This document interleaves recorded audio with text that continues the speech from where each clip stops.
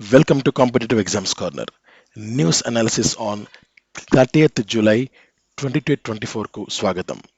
ముందుగా న్యూఢిల్లీలో ఒక 2 రోజుల క్రితం ఒక విషాదకరమైన సంఘటన చోటు చేసుకుంది. ఇక్కడ కనపడుతున్న రావ్స్ ఐఏఎస్ స్టడీ సర్కిల్లో భాగంగా కింద ఒక లైబ్రరీ ఉండడం వల్ల ఆ లైబ్రరీలోకి ఒక ముగ్గురు విద్యార్థులు వెళ్ళి వాళ్లకు ఆ వర్క్ సంథింగ్ చేసుకుంటుంటే ఒక వర్షపు నీరు విపరీతంగా ఆ యొక్క సెల్లార్లోకి వెళ్ళి వాళ్లకు ఊపిరాడక అదే టైంలో కరెంట్ పూర్తిగా కట్ అయిపోయి వాళ్ళు అక్కడే చనిపోవడం జరిగింది. సో ఆ సిచ్యువేషన్ అంతా పూర్తి అయ్యాక ఇప్పుడు ఆ ఢిల్లీ గవర్నమెంట్ అనుకోవచ్చు, ఢిల్లీ కార్పొరేషన్ మున్సిపాలిటీ వాళ్ళు అనుకోవచ్చు, ఇప్పుడు ఎన్క్రోచ్మెంట్స్ ఉన్నాయని చెప్పి ఇప్పుడు ఈ పనులు చేస్తున్నారు. సో అంటే ఈ పని ముందే చేసుంటే ఆ వర్షపు నీళ్లు అక్కడికి వెళ్ళేవి కాదు కదా. సో ఈ వాళ్ళ ప్రాణాలు బతికేవి కదా. వాళ్ళు ఐఏఎస్ అవుతారా లేదా అనేది సెకండరీ, బట్ వాళ్ళైతే ఒక ముఖ్యమైన అసెటే కదా ఇండియాకైతే. సో ఇది చాలా చాలా ఘోరమైన పని. ఈ విషయం మీద గవర్నమెంట్ రెస్పాండ్ అవ్వాలి, సీరియస్ అవ్వాలి. బట్ వాళ్ళ ఆత్మకైతే శాంతి చేకూరాలని నేనైతే మనస్ఫూర్తిగా ప్రార్థిస్తున్నాను భగవంతుణ్ణి.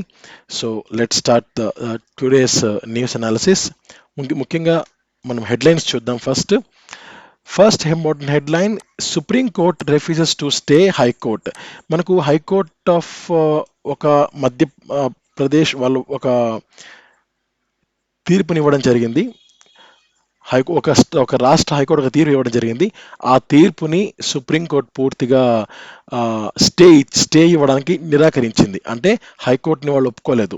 దెన్ రాష్ట్ర ప్రభుత్వం నుంచి కూడా వాళ్ళు కొన్ని వినతుల్ని స్వీకరిస్తున్నారు. అదేంటో మనం ఫస్ట్ హెడ్లైన్ చూద్దాం. నెక్స్ట్, మధ్యప్రదేశ్ దాదాపు 25 లక్షల మంది టూరిస్టులని అట్రాక్ట్ చేస్తోంది.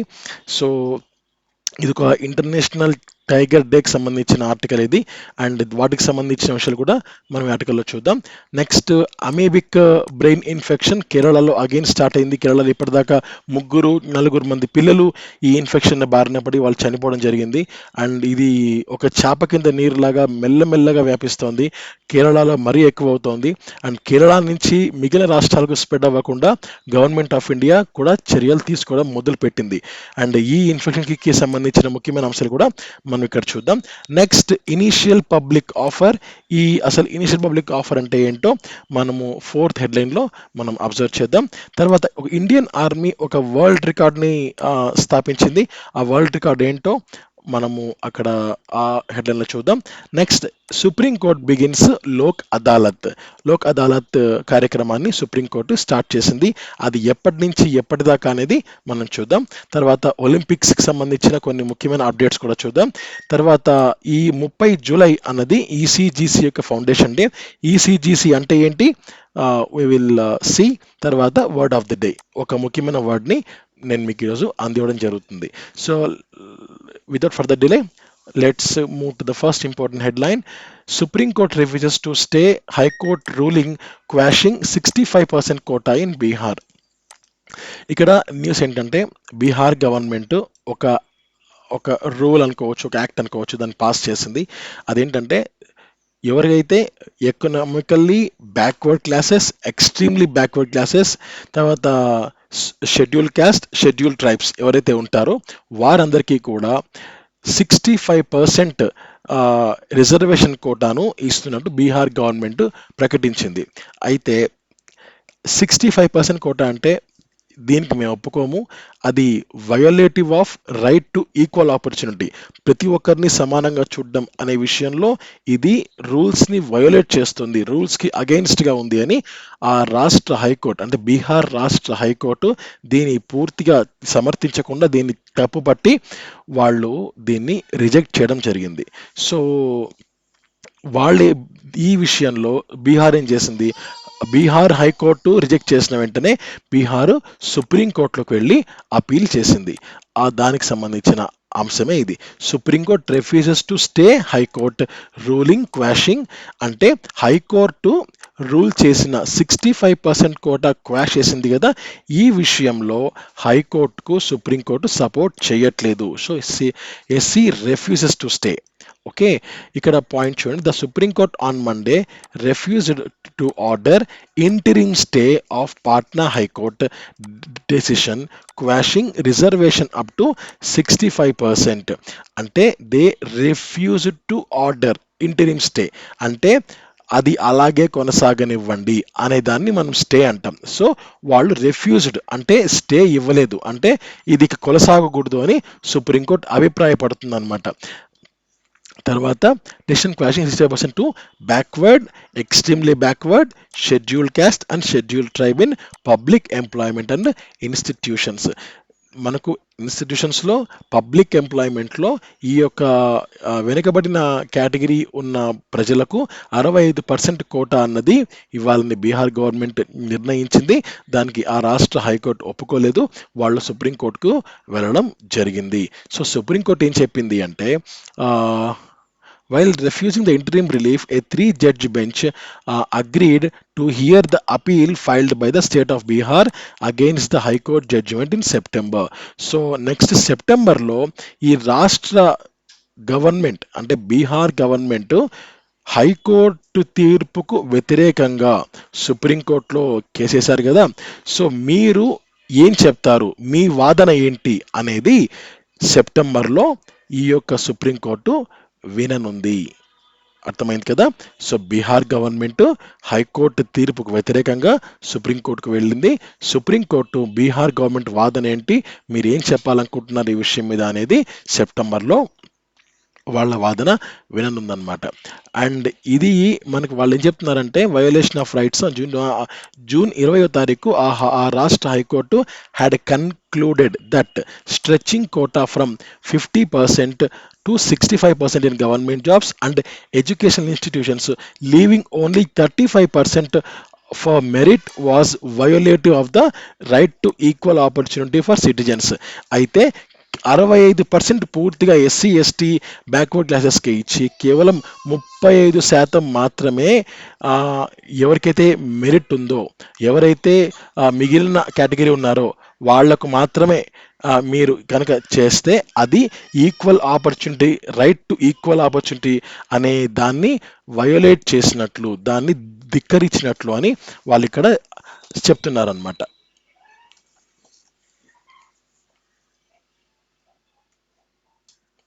ఓకే, నెక్స్ట్ తర్వాత ఏం చెప్పారు, the high court had set aside the Bihar reservation of vacancies in post and services amendment act 2023 and the Bihar reservation act 2023 as ultra wires the Constitution and violative of equality clause under Article 14, 15, 16 of the Constitution.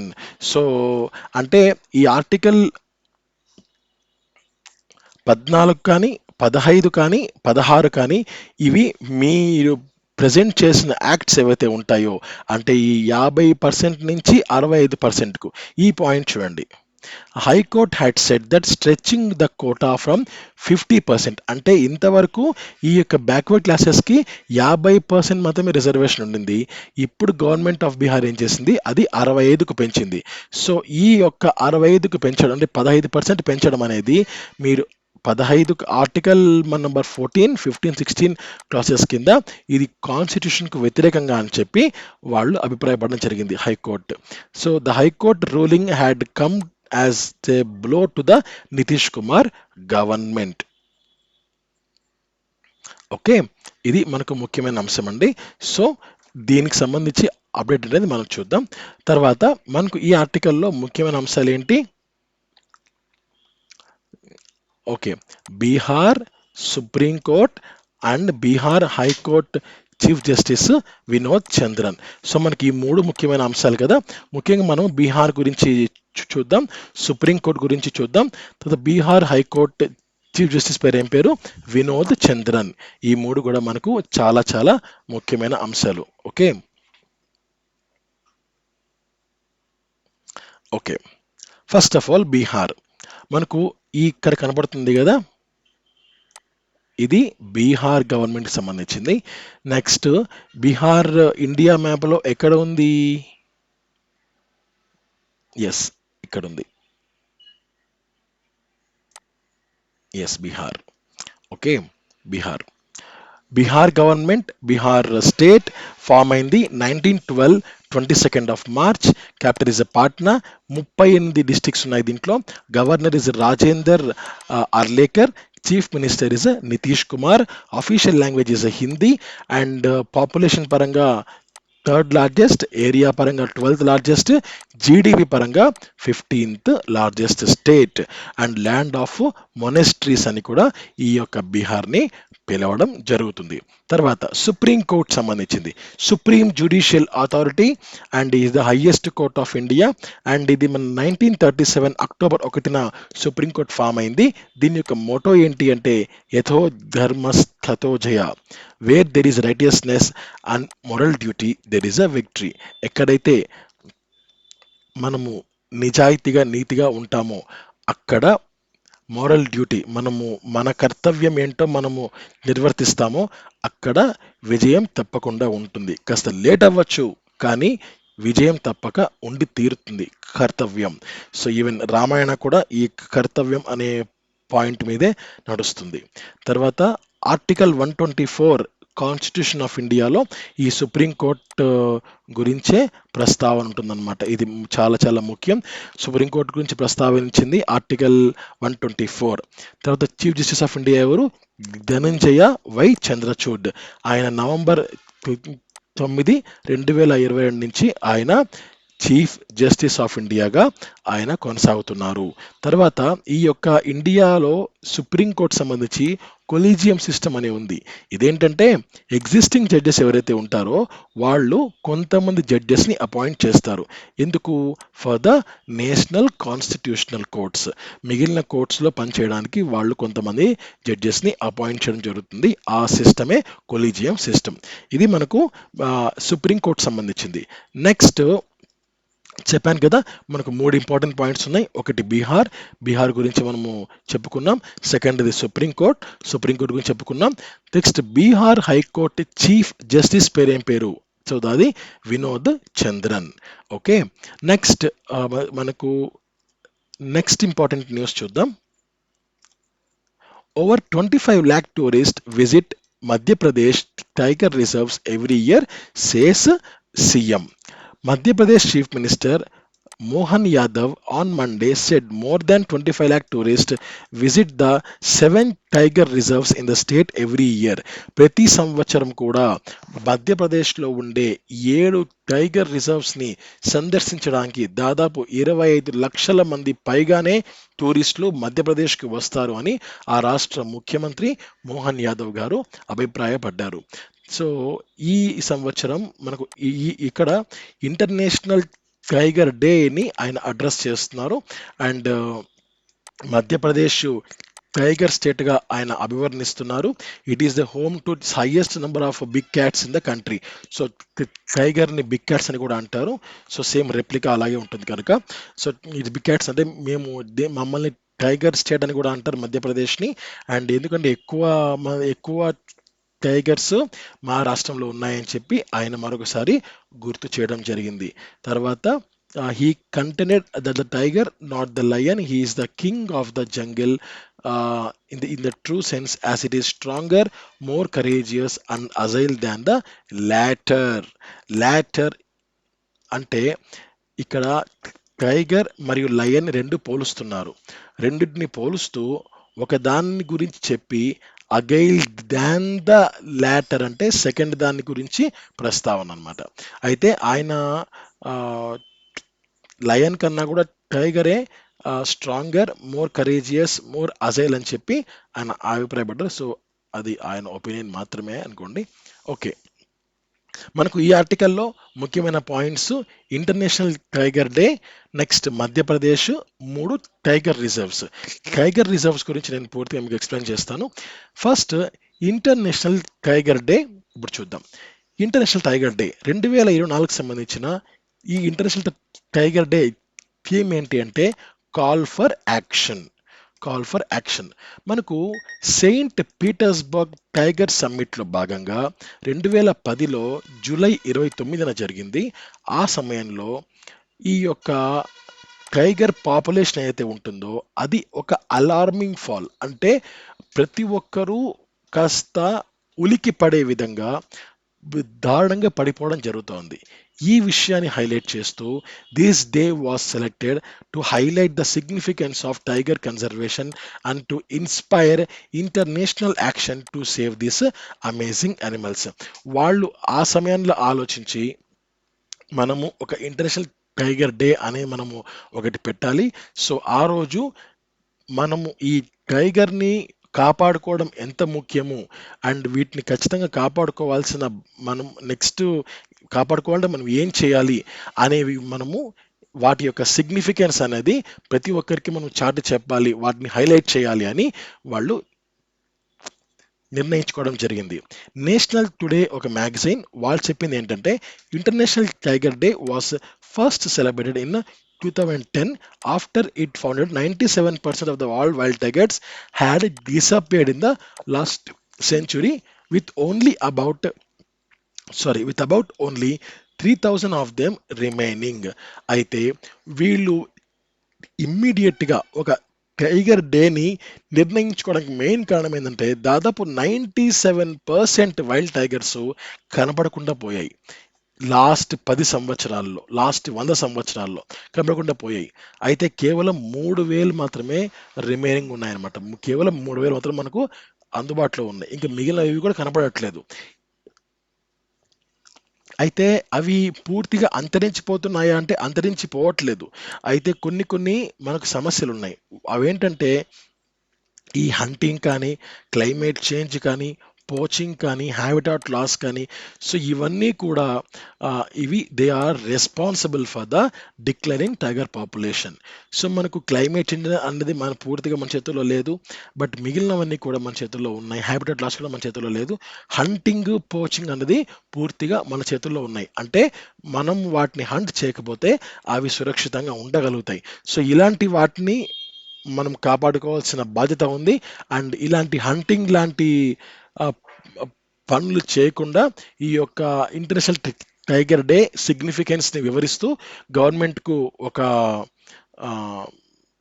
మాటని చెప్తూ వాటిని కాపాడుకోవాల్సిన బాధ్యత ప్రతి ఒక్కరి మీద ఉంది అని వీళ్ళు ఇక్కడ చెప్పడం జరుగుతుందన్నమాట. ఇది ఇంటర్నేషనల్ టైగర్ డే 2024కి సంబంధించిన ముఖ్యమైన అంశాలు.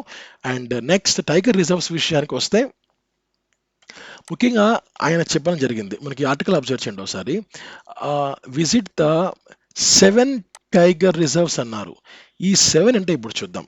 మధ్యప్రదేశ్లో ఉన్న 7 టైగర్ రిజర్వ్స్ పేర్లు ఇప్పుడు చూద్దాం.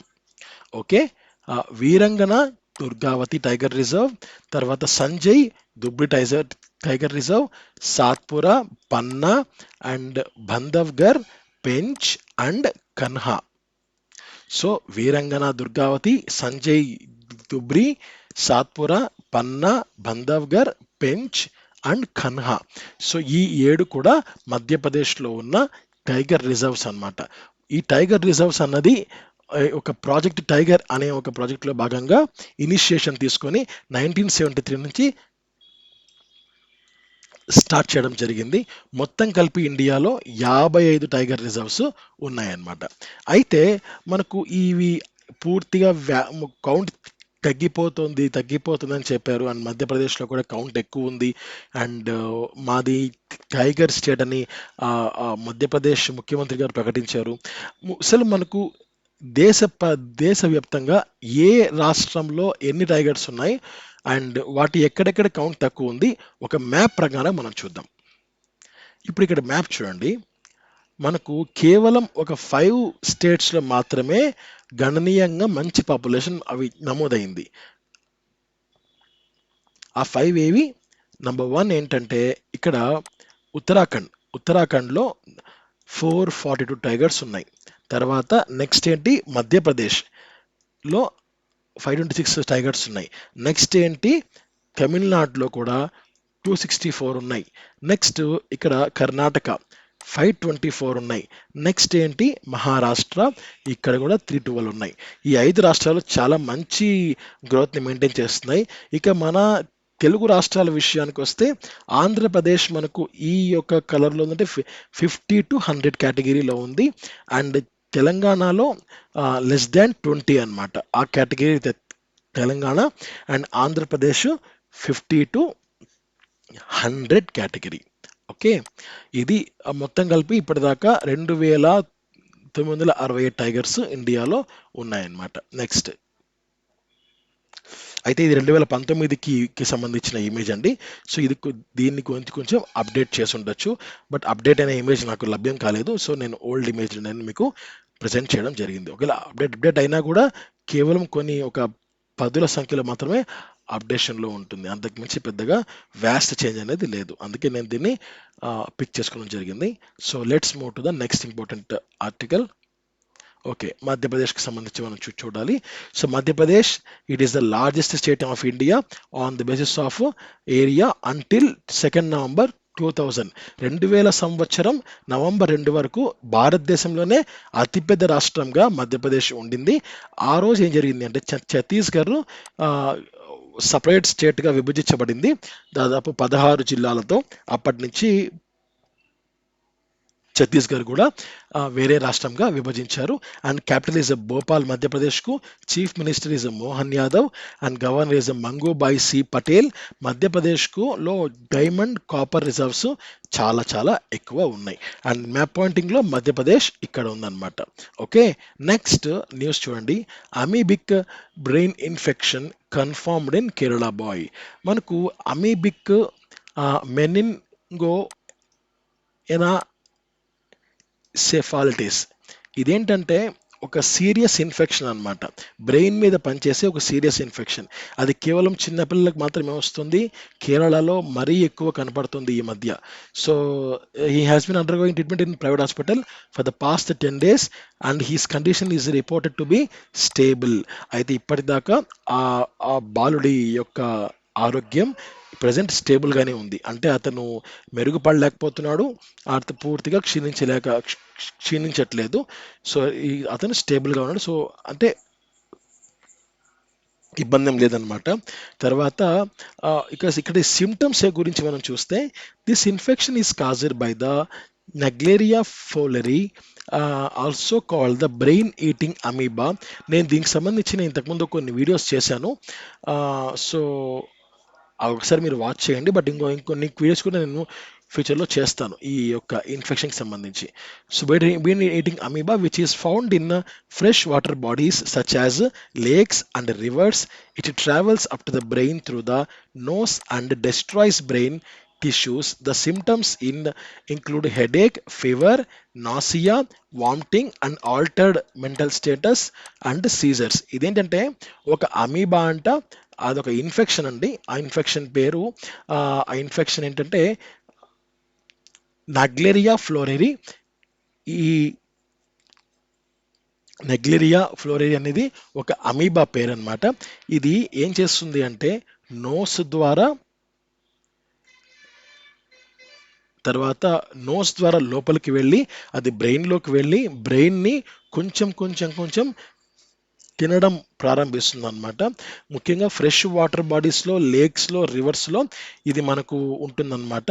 తర్వాత ఇది వచ్చిందని అని ఎలా తెలుసుకోవాలి అంటే కొంత హెడేక్ ఉంటుందంట, ఫీవర్ ఉంటుందంట, nausea, vomiting, altered mental status. అంటే మనకు ఫర్ ఎగ్జాంపుల్ మనము శాంతిగా ఉండదు. అంటే ఒక్కోసారి కోపం వస్తుంది, ఒకసారి కాస్త చిరాకు ఉంటుంది.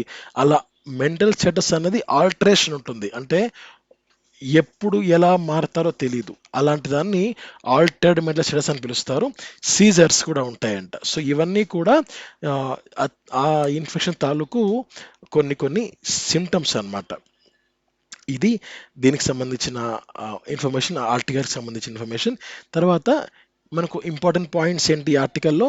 ఒకటి అమీబిక్ బ్రెయిన్ ఇన్ఫెక్షన్, సెకండ్ది కేరళ అమీబిక్ బ్రెయిన్ ఇన్ఫెక్షన్. ఈ యొక్క పేరా గురించి మనము డిస్కస్ చేసుకున్నాం. ఇప్పుడు కేరళ గురించి డిస్కస్ చేసుకుందాం. సో కేరళ యొక్క గవర్నమెంట్ యొక్క సింబల్ ఇది. అండ్ కేరళ మనకు ఇక్కడ ఉంది, ఇక్కడ గ్రీన్ కలర్ అన్నమాట. గ్రీన్ కలర్ ప్లేస్ ఉంది కదా, ఇది కేరళ అన్నమాట. సౌత్ ఇండియాలో ఉంది. సో కేరళను ల్యాండ్ ఆఫ్ కోకోనట్ ట్రీస్ అంటారు, గాడ్స్ ఓన్ కంట్రీ అంటారు. సో చాలా చాలా చాలా చాలా బ్యూటిఫుల్గా ఉంటుంది Kerala. And 1 November 1956 Kerala state form అయింది. Capital is Thiruvananthapuram. 14 డిస్ట్రిక్ట్స్ ఉన్నాయి. Chief minister is Pinarayi Vijayan. Governor Arif Mohammad Khan. Official language is Malayalam. Malayalam. Okay, next news. Ola electric mobility fixes IPO price band at 72.76 per share. ఇక్కడ మనకు ఓలా అనేది ఒక ఐపీఓ బ్రాండ్ ఫిక్స్ చేసింది. ఇదంతా పక్కన పెట్టేద్దాం.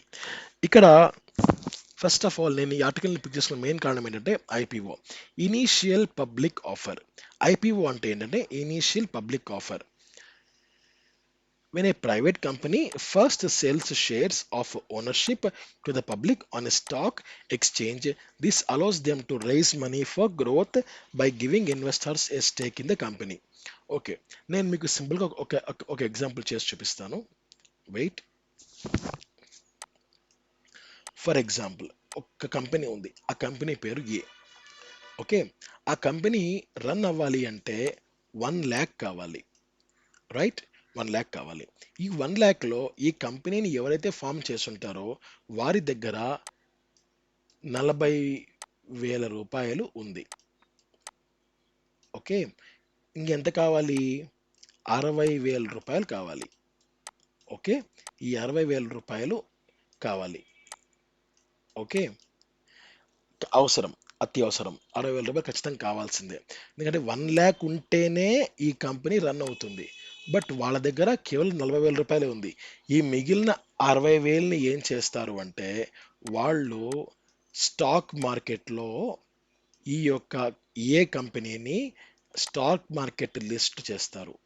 ఓకే, స్టాక్ మార్కెట్ దగ్గరికి వెళ్ళి ఈ కంపెనీకి సంబంధించిన విషయాలన్నీ చెప్పి మా కంపెనీని మీరు మీ లిస్టులో యాడ్ చేసుకోండి అని చెప్తారు. రెగ్యులర్గా స్టాక్ మార్కెట్లో ఇన్వెస్ట్ చేస్తున్న వాళ్ళు ఏం చేస్తారు, ఈ స్టాక్ మార్కెట్ ఓపెన్ చేయగానే ఇలా సంథింగ్ ఒక ఓలా అనే కంపెనీ కొన్ని షేర్స్ని ఆహ్వానిస్తోంది అంటే వాళ్ళకి ఎంత అమౌంట్ అవసరం? 60,000 కదా. వాళ్ళు ఏం చేస్తారంటే ఎక్కువ అమౌంట్ పెడితే స్టార్టింగ్ కొనుక్కోరు. అందుకే ఈ 60,000ని ఏం చేస్తారు అంటే 60 ఇంటూ 100, 1000. ఓకే, అంటే ఒక షేర్ 60, అలా 1000 షేర్స్ని రిలీజ్ చేస్తారు. నేను ఇక్కడ చాలా సింపుల్గా చెప్పానండి 1 lakh అని. 1 lakతో ఎవరు స్టాక్ ఎక్స్చేంజ్ వరకు ఎవరు వెళ్ళరు. బట్ చాలా చాలా సింపుల్గా చెప్పాను. సో మినిమం కోట్లల్లో ఉంటుంది వాళ్ళ బిజినెస్ అంతా. సో అలా చెప్పాను అంటే వాళ్ళకి 60,000 అవసరం ఉన్నాయి కదా, 1000 షేర్లని వాళ్ళు ఈ యొక్క స్టాక్ మార్కెట్లో పెడతారు. 60 షేర్లు ఉన్నాయని చెప్పి పెడతారు. ఈ 60 షేర్లు కనుక పూర్తిగా సేల్ అయిపోయాయి అంటే వాళ్ళు కోరుకున్న 60,000 వచ్చేసినట్టే. వాళ్ళ బిజినెస్ని వాళ్ళు స్టార్ట్ చేస్తారనమాట. సో అలా ఉంటుంది. ఈ యొక్క ప్రాసెస్ని అంటే ఇప్పటిదాకా ఫామ్ అవ్వలేదు, కానీ ఫస్ట్ టైం వాళ్ళు స్టాక్ మార్కెట్లోకి ఎంటర్ అయ్యారు. ఆ ఎంటర్ అవ్వడంతో వాళ్ళు ఫస్ట్ టైం ఎంటర్ అయ్యారు. సో ఇదే ఇనీషియల్ అంటే స్టార్టింగ్, పబ్లిక్, ప్రజలకు ఆఫర్ ఇస్తున్నాం. ఇనీషియల్ పబ్లిక్ ఆఫర్ అంటే ఫస్ట్ టైం ప్రజలకు ఒక ఆఫర్ ఇస్తున్నాం. ఏం ఆఫర్ ఇస్తున్నాం? మా కంపెనీలో మీరు పెట్టుబడి పెట్టండి, మా కంపెనీకి సంబంధించిన షేర్స్ని కొనుక్కోండి. అసలు షేర్ అంటే ఏంటి అంటే కంపెనీలో మొత్తం వాటా ఇదనుకోండి, అందులో ఒక పార్ట్ షేర్. ఓకే, అంటే కంపెనీ మొత్తం 100 రూపాయలు అనుకుంటే రూపాయి ఉంటుంది కదా, ఆ రూపాయి షేర్ అనమాట. సో 2 రూపాయలు అంటే రెండు షేర్స్. అంటే ఇక్కడ ఒక షేర్ కొనుక్కుంటే ఒక షేరు, 2 షేర్లు కొనుక్కుంటే 2 షేర్స్ అనమాట. అలా ఎన్ని షేర్స్ అయినా కొనుక్కోవచ్చు based upon the liquidity. Okay, ఇది ముఖ్యమైన అంశం అనమాట. అది ఇనిషియల్ పబ్లిక్ ఆఫర్. ఈ యొక్క ఇనిషియల్ పబ్లిక్ ఆఫర్ని ఓలా కంపెనీ స్టార్ట్ చేస్తుంది. అండ్ వాళ్ళ షేర్ వాల్యూ ఇప్పుడు చెప్పాం కదా ఇందాక 60 రూపాయలని, ఇప్పుడు వీళ్ళు 72 రూపీస్గా వీళ్ళు నిర్ణయిస్తున్నారు అనమాట. ఓకే, సో మొత్తం కలిపి ఆగస్టు 2 స్టార్ట్ అయ్యి ఆగస్టు 6న ఈ ఐపీఓ అన్నది ఎండ్ అవుతుందంట. మొత్తం కలిపి 197 షేర్స్ అనమాట వాళ్ళు రిలీజ్ చేస్తున్నారు. మొత్తం కలిపి 5,500 కోట్లు దీంట్లో ఇష్యూ చేస్తున్నారు. చెప్పాను కదా ఇందాక కోట్లలో ఉంటుందని చెప్పి. ఎస్ అలా. ఇక ఓలా విషయానికి వస్తే 3 డిసెంబర్ 2010 ఓలా ఫామ్ అయింది. Founders Bhavish Aggarwal and Ankit Bhati and headquarters is Bengaluru. Okay, next. Supreme court begins week long Lok Adalat drive. Supreme court Lok Adalat drive ని ఒక వీక్ మొత్తం వాళ్ళు స్టార్ట్ చేస్తున్నారు. సో ఇది ఎందుకు అంటే 75th యానివర్సరీ సెలబ్రేషన్స్ లో భాగంగా వాళ్ళ యొక్క special week long Lok Adalat drive ని స్టార్ట్ చేస్తున్నారనమాట. సో ఇదే విషయాన్ని chief justice of India Chandrachud గారు have requested citizens to have pending cases before the supreme court to take part in the special Lok Adalat to get their disputes resolved amicably and speedily. మీకు సుప్రీం కోర్టులో ఏవైనా సరే pending కేసులు ఏవైతే ఉంటాయో ఆ పెండింగ్ కేసులు మీరు వెంటనే సాల్వ్ చేసుకోండి అని చెప్పి ఆయన చెప్పడం జరిగింది. సో నెక్స్ట్ ఇవేంటంటే మనకు the Lok adalats begin hearing case from 2 PM and మధ్యాహ్నం 2 నుంచి వాళ్ళు కేసులు వింటారనమాట. అండ్ మొత్తం కలిపి ఈ డ్రైవ్ ఆగస్టు 3 వరకు కొనసాగుతుంది అనమాట. Okay, next. Flying high. Indian army ఒక వరల్డ్ రికార్డ్ని క్రియేట్ చేసింది. అదేంటంటే మనకు హ్యూమన్ పిరమిడ్ అనమాట. 31 మంది ఆర్మీ పర్సనల్ అంటే స్టాఫ్ అనమాట. 31 మంది ఆర్మీ స్టాఫ్ కలిసి హ్యూమన్ పిరమిడ్గా ఫామ్ అయ్యి దాదాపు 7 మోటార్ సైకిల్స్తో 10,800 అడుగుల ఎత్తులో, సీ లెవెల్ కంటే ఎత్తులో వాళ్ళ యొక్క ఫీట్ని సాధించారు. సో సాధించడం ద్వారా వాళ్ళు వరల్డ్ రికార్డ్ని స్థాపించడం జరిగింది. అసలు ఈ ఫీట్ ఎందుకు చేశారు అంటే వరల్డ్ రికార్డ్ కోసం కాదు. వరల్డ్ రికార్డ్ అలా వచ్చింది, బట్ వాళ్ళు చేసింది ఎందుకు అంటే కార్గిల్ యుద్ధంలో చాలా గొప్పగా పోరాడి ఇండియాకు ఘన విజయం సాధించిపెట్టి అండ్ వీర మరణం పొందిన కొంతమంది సైనికులకు సంబంధించి వాళ్లకు ట్రిబ్యూట్ చేస్తూ, వాళ్లకు ఒక నివాళిని అర్పిస్తూ వాళ్ళు ఈ యొక్క విన్యాసాన్ని చేయడం జరిగింది. సో ఇది ఒక వరల్డ్ రికార్డ్గా చరిత్రలోకి ఎక్కింది. ఓకే, నెక్స్ట్ మనకు ఒలింపిక్ అప్డేట్స్ చూస్తే ఇండియా 25th ప్లేస్లో ఉంది 1 మెడల్తో. అండ్ ఈ వీడియోని రికార్డ్ చేసే సమయానికి ఇండియా 2nd బ్రాంజ్ మెడల్ కూడా సొంతం చేసుకుంది. అది నేను మీకు రేపు న్యూస్లో ఎక్స్ప్లెయిన్ చేయడం జరుగుతుంది. And Manu Bhaker 10 metres women's దాంట్లో బ్రాంజ్ మెడల్ గెలుచుకోవడం జరిగింది. తర్వాత హాకీలో కూడా అర్జెంటీనాతో ఇండియా డ్రా చేసుకుంది. అండ్ రోహన్ బోపన్నా గారు ఆయన ఒక రిటైర్మెంట్ని కూడా ప్రకటించారు ఈ ఒలింపిక్స్తో. అండ్ ఈరోజు కూడా బాక్సింగ్, హాకీ అండ్ ఇండియా ఐర్లాండ్తో ఆడుతుంది. ఇండియా షూటింగ్ కానీ, archery and ఈక్వెస్టేరియన్, roving and badminton వీటిలో కూడా ఇండియా పార్టిసిపేట్ చేయబోతుంది. Hope for the best. And first ప్లేస్లో ఇంతకుముందు ఆస్ట్రేలియా ఉన్నది, ఇప్పుడు కొరియా ఉంది. అండ్ 2 ఫర్ ద 9 పాయింట్స్ అనమాట. అండ్ 9 మెడల్స్తో కొరియా ఉంది. అండ్ ఆస్ట్రేలియా 7తో 5th ప్లేస్లో ఉంది. సెకండ్ జపాన్, చైనా, తర్వాత ఫ్రాన్స్, ఆస్ట్రేలియా, యుఎస్ఏ అనమాట. అండ్ ఇక్కడ ఈ ప్లేసెస్ ఏవైతే ఉంటాయో ఇవి గోల్డ్ మెడల్స్ బేసిస్ మీద వాళ్ళు ఇవ్వడం జరుగుతుంది అనమాట. Okay, next. ECGC celebrating its 68th foundation day. Okay, 30 July 2024 ECGC యొక్క 68వ ఫౌండేషన్ డే అనమాట. So ECGC full form export credit guarantee corporation of India limited, formed 30th July 1957. Headquarters is Mumbai, Maharashtra. Chairman and MD M Senthil Nathan. And concerned ministry of commerce and industry, Piyush Goyal garu ఈ యొక్క concerned minister.